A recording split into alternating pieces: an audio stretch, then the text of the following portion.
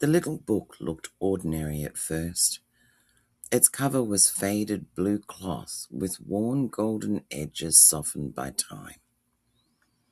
Emma almost overlooked it completely while wandering through a tiny antique shop hidden between two old buildings on a quiet side street.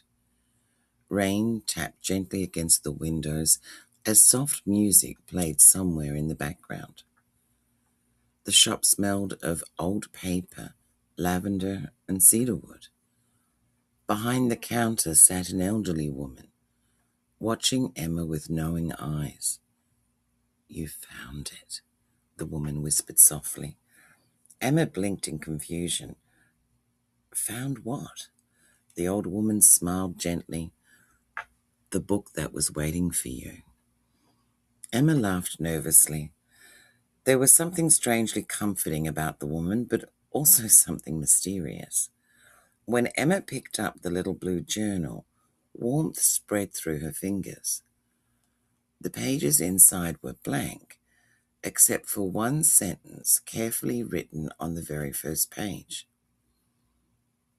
"What is written with true intentions begins to grow." A strange chill moved through Emma's chest. "How much is it?" she asked quietly. The old woman shook her head. "It belongs to you." That night, Emma placed the little journal beside her bed. Life had not been easy lately. Everything felt uncertain. Her relationship had ended months ago. Her work drained her spirit. And somewhere beneath the exhaustion, she carried the quiet ache that her life was meant for something more. Before sleeping, she opened the journal. Then slowly, almost shyly, she wrote, "I wish to feel peaceful again." The next morning, nothing magical had happened. No sudden miracle, no flashing sign from the universe. But something small had shifted. For the first time in months, Emma woke before her alarm, feeling strangely calm. That evening, she wrote again, "I wish to feel inspired." Days passed, then weeks. Each night, Emma wrote quietly into the journal, not desperate wishes, not demands, intentions, feelings, dreams. "I wish to trust myself. I wish to stop living in fear. I wish to feel joy again." And slowly, her world began changing, not all at once, but gently, almost invisibly.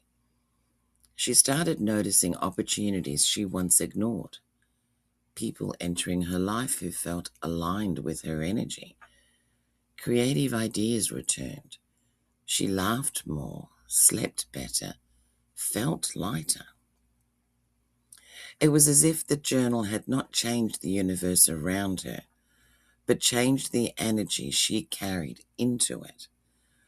One evening, Emma returned to the antique shop, hoping to thank the old woman. But when she had arrived, the shop was gone. The windows were empty. Dust covered the glass. The neighboring store owner looked confused when Emma asked about it. "There hasn't been a shop there in years," he said quietly. A strange stillness washed over her. That night, Emma opened the journal once more, but this time there was new writing on the final page. Words she'd known she'd never written herself. "The universe responds when the soul finally believes it deserves peace." Tears filled her eyes. And in that moment, Emma understood something deeply important. Manifestation was never about controlling life. It was about alignment, about becoming emotionally available for the life your soul had been asking for. The journal had never been magic. The power had always been within her. The book had simply helped her remember. And maybe that is what signs, synchronicities, and spiritual awakenings truly are. Gentle reminders, guiding us back towards ourselves, back towards trust, back toward the quiet belief that healing, peace, and transformation are still possible, even after the darkest seasons of life. So tonight, if there is something your soul longs for, write it down, speak it softly into the universe, and trust that even the smallest intentions, planted with sincerity, may begin growing in ways you cannot yet see.